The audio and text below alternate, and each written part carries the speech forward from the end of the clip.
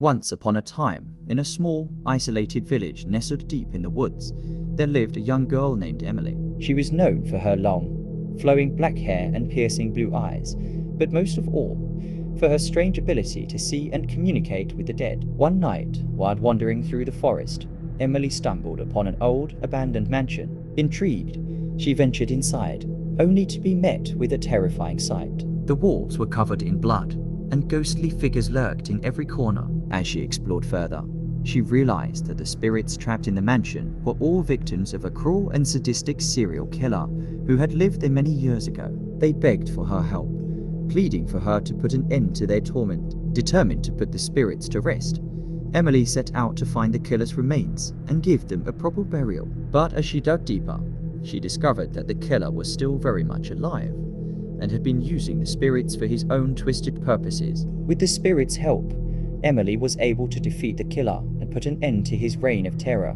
But from that day forward, she was forever changed, haunted by the ghostly figure she had encountered in the mansion. Some say she still wanders the forest to this day, searching for other lost souls to help. But if you're ever wandering through the woods at night and hear a faint voice calling out to you, beware. It might just be Emily, and you never know what kind of horror she might have encountered on her journey.